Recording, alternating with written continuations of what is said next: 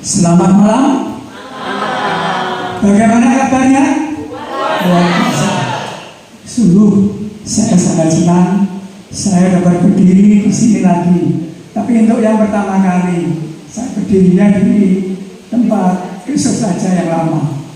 Terima kasih saya ucapkan pada Pak Tan yang telah mengundang saya, juga Bu Titi yang telah mengundang saya, sehingga saya bisa hadir di sini. Itu adalah suatu kesempatan yang paling bagus. Kita bisa bertemu satu dan yang lain. Kita sudah 3 tahun tidak bertemu. Ya, sebab pada waktu itu saya cerita sedikit. Bu Titi telepon saya, Pak Bambang, ini ada PD itu Pak Bambang bisa ngisi.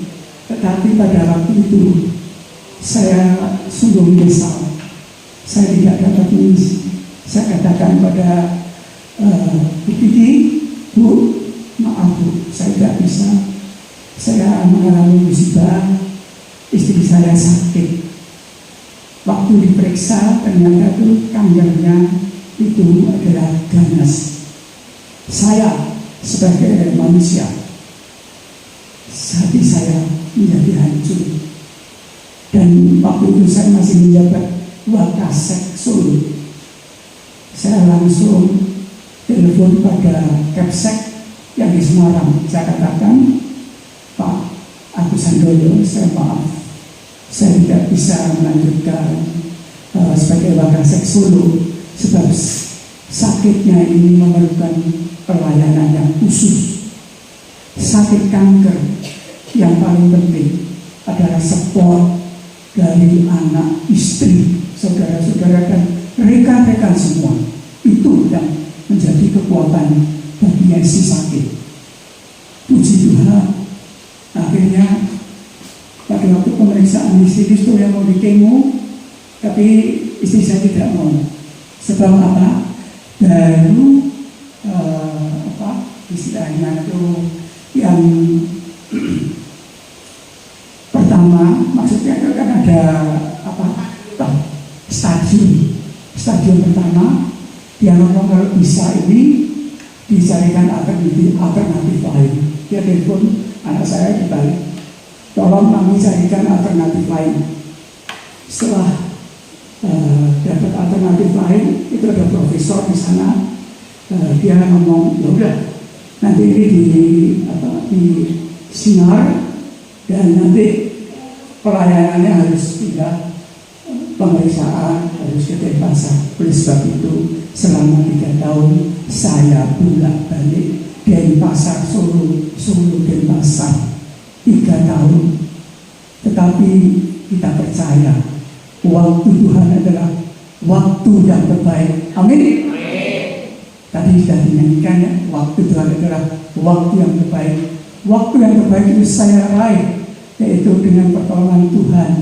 Tuhan, waktu itu saya memohon Tuhan kalau misalnya bisa istri saya dirawat di Solo, jadi saya juga pengeluaran untuk pergi pulang ke Denpasar itu mahal, dan juga saya di sana meninggalkan rumah yang di sini. Saya punya mertuanya juga sudah berumur 90, saya tinggal, dan saya itu menjadi pemikiran bagi saya. Tapi waktu Tuhan adalah waktu yang terbaik. Saya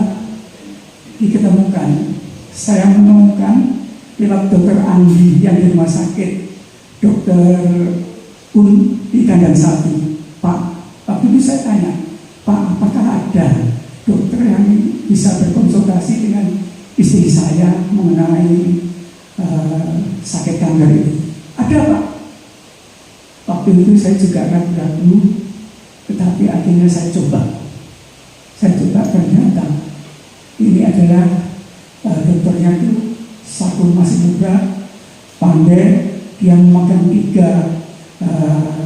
gelar, ahli internis, ahli darah, ahli onkologi. Dan setelah kita wawancara ternyata dia cukup bagus dan bisa dilanjut di Solo itu katanya saya minta izin profesor yang di sana, saya harus pindah di sini. Itu sedikit cerita mengenai saya. Dan apa yang telah saya alami itu merupakan suatu pelajaran bagi saya. Jadi kadang orang melihat kelihatannya senang, ya, tapi sebetulnya di dalamnya itu ada sesuatu yang mereka derita. Setiap orang pasti akan bawa salibnya sendiri-sendiri. Demikian juga kita semua. Tapi bersama Tuhan kita tidak takut. Amin. Ya, baik Bapak Ibu. Hari ini adalah kita bersama-sama belajar mengenai upah sehari sedinar. Saya mau tanya, sedinar itu berapa rupiah? Ada yang tahu?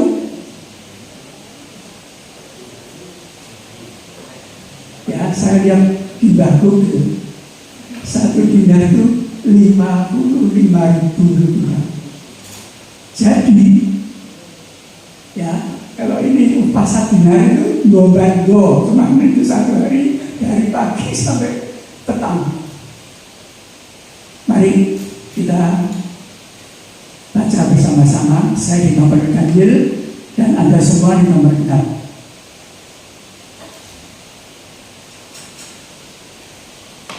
Tiga, dua, satu. Adapun hal kerajaan surga sama seperti seorang tuan rumah yang pagi-pagi benar keluar mencari pekerja-pekerja untuk di kebun anggurnya.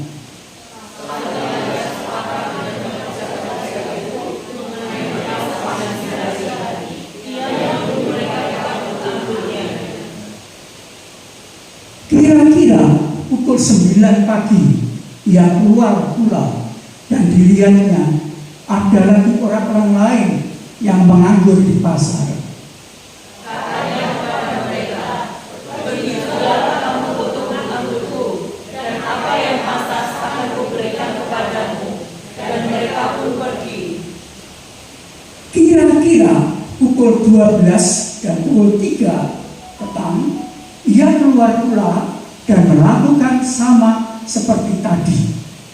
Kira-kira pukul 5 malam, ia keluar lagi dan mendapati orang-orang lain pula. Lalu katanya kepada mereka, "Mengapa kamu menunggu saja di sini sepanjang hari?"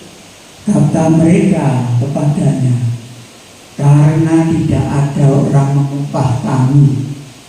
Katanya kepada mereka, "Pergi jugalah kamu ke kebun anggurku."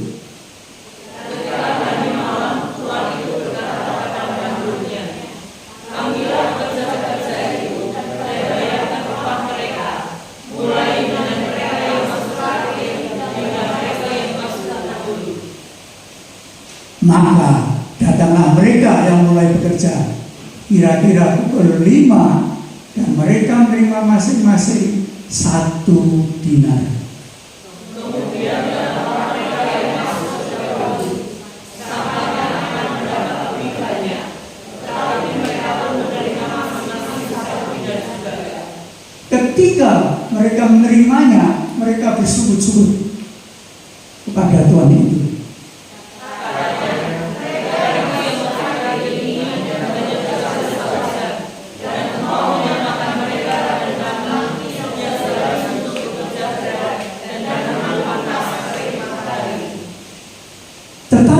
Tuhan itu menjawab seorang dari mereka, "Saudara, aku tidak berlaku tidak adil terhadap engkau. Bukankah kita sudah sepakat 1 dinar sehari? Ambillah bagianmu dan pergilah. Aku mau memberikan kepada orang yang masuk akhir ini sama seperti kepadamu. Tidakkah aku bebas menggunakan milikku menurut kehendak hatiku, atau iri hatikah engkau karena aku murah hati?" Demikianlah orang yang terakhir akan menjadi yang terdahulu, dan yang terdahulu akan menjadi yang terakhir. Demikianlah Injil Tuhan.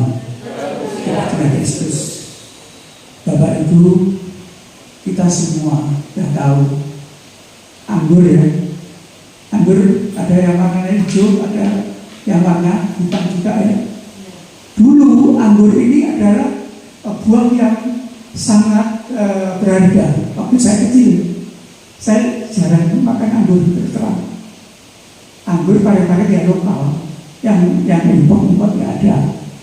Waktu saya kecil, tapi sekarang semua orang bisa menikmati, beli di supermarket. Bapak Ibu, sekarang kita bicara mengenai anggur. Anggur itu ditanam di daerah mana ya?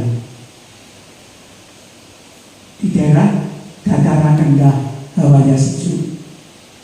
Kemudian berapa lama pohon anggur ini bisa dipetik? Ada yang tahu? Mungkin Bapak Ibu ada yang nanam anggur di rumah? Nggak ada ya? Ya, saya tahu anggur bisa dipetik itu setahun 3 kali, dan anggur itu selama pemetikan adalah 95 hari sampai dengan 115. Tapi menurut survei, saya mau tanya dulu sebelum ini, anggur mengandung vitamin apa? C dan apa? C, betul, C dan A. Tapi A tidak terlalu tinggi, yang dipoinkan adalah vitamin C. Pemetikan anggur menurut survei yang paling bagus adalah di 105 hari, dan penyimpanan adalah 3 hari. Jadi pemetikan dan penyimpanan itu ada kaitannya. Jadi sebelum kita masuk di bacaan ini, saya buka dulu bahwa anggur seperti itu. 1 minggu disiram 3 kali, dipetik 3 kali dalam setahun. Lalu dalam bacaan tadi itu dikatakan bahwa tuannya itu pagi-pagi, terus kemudian beberapa kali dia keluar. Siapa yang tahu berapa kali dia keluar untuk mencari pekerja-pekerja? Berapa kali? 4 kali. Jam pagi-pagi sekali.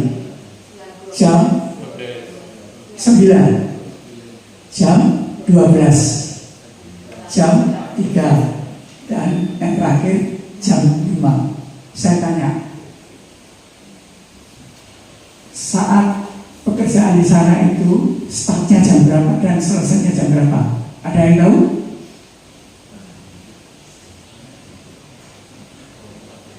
Di sana pekerjaan gue ini start sebelum matahari terbit dan selesai setelah matahari terbenam, berarti 12 jam. Terus kemudian kita bertanya, ini membuka hati saya bertanya, kenapa pemilik tuan anggur ini kok nyari dalam 1 hari itu harus menyelesaikan anggurnya harus selesai. Padahal kalau misalnya kita hitung, pemilik anggur itu kan orang pandai dibandingkan dengan pekerja. Dia hitung-hitungan, kalkulasi. Nah, masa orang 12 jam terus dibandingkan dengan yang 1 jam mereka dibayar sama. Menurut Bapak dan Ibu, apakah ini adil? Sebelah kanan, tolong dijawab. Adil apa tidak? Tidak. Sebelah kiri? Tidak adil. Teman ini tidak adil.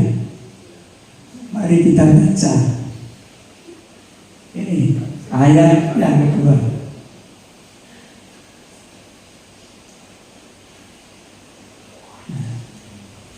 Ya, kita coba bersama-sama. 1, 2, 3.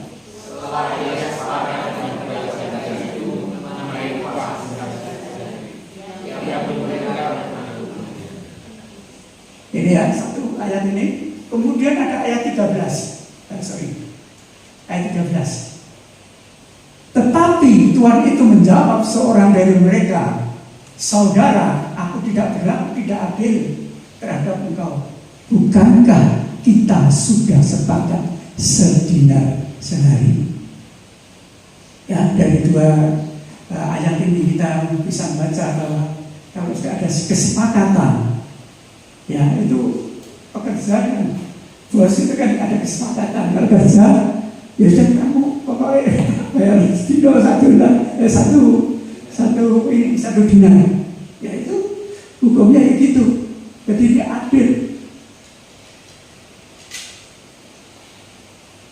Nah, nanti ini ada hubungannya dengan ini apa itu ayat 15. Ya, mereka itu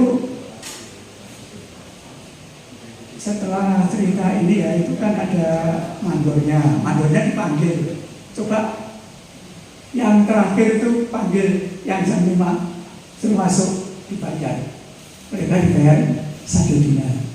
Kemudian yang jam 3 juga sama 1 dinar. Kemudian yang mula-mula dia berpikir kalau 1 jam aja dibikin 1 dinar, saya kerjanya 6 matahari terbit sampai terbenam, saya ya 1 dinar. Pikirnya dia bahwa aku akan membahkan lebih banyak dari itu. Tapi dari ayat yang 2 dan 13 tadi kita sudah sepakat 1 hari 1 dinar, walaupun 1 jam, 3 jam, 4 jam itu sudah keputusan mereka. Penggambaran ini ya di ayat 14, ambillah bagianmu dan pergilah, aku memberikan pada orang yang masuk terakhir ini sama seperti kepadamu.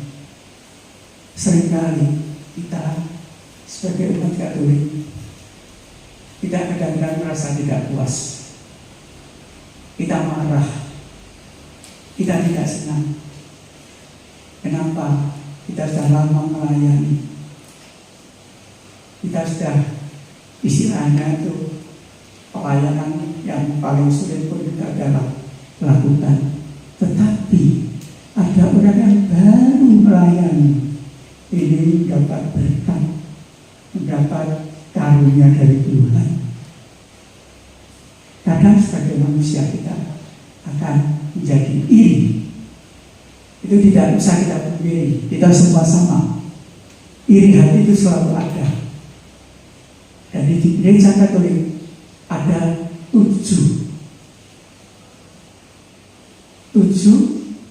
yang apa istilahnya Pak itu 7 akar dosa. Siapa yang tahu? 1 sombong, 2 ya apa? Kikir itu medit itu pelit. Terus cabul. Terus Gelojok itu tamak. Terus iri hati. Terus marah. Malas betul. Bom tidur timbul mama. Ya itu yang kita sering kalau misalnya pergi ke Cikarere atau ke suster yang di sana itu nanti ketemu bom timbul mama itu. Ya, jadi 7 akar itu yang buat kita nanti dosa. Ya, jadi bukan di kita saja, di Alkitab juga disebutkan banyak sekali. Salah satu saya akan cerita di kitab Ester itu mengenai Haman dan Mordekai.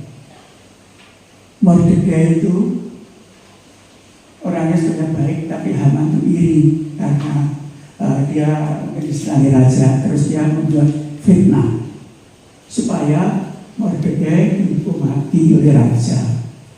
Tetapi Bapak Ibu hati-hati, ini sudah diingatkan, jangan iri hati. Efek daripada si iri hati adalah itu berat. Akhirnya Haman dibunuh oleh raja.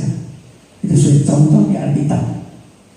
Ya seperti kita ini, kalau misalnya tetangga beli mobil baru, ya biarkan itu warga dia, nggak usah diiri, ya. Nanti kita malah rongsok sendiri. Beli TV, ya sudah biarkan itu punyanya dia. Jadi di sini kesan yang paling utama adalah kita jangan iri hati. Bukankah si empunya kebun anggur ini berbaik hati yang 1 jam di gaji 1 dinar, yang 3 jam, yang 4 jam, 5 jam, bahkan yang 12 jam itu nanti menjadi iri. Ya, kena panas matahari, terik matahari tapi 1 dinar. Tapi itu sudah kesepakatan. Begitu juga Tuhan terhadap kita. Berapa lama engkau melayani, itu tidak menjadi soal. Jangan pelayanan itu ditentukan oleh upah. Ya, sekali diperhatikan, jangan upaya apa, mereka Tuhan upaya apa. Dan tiap hari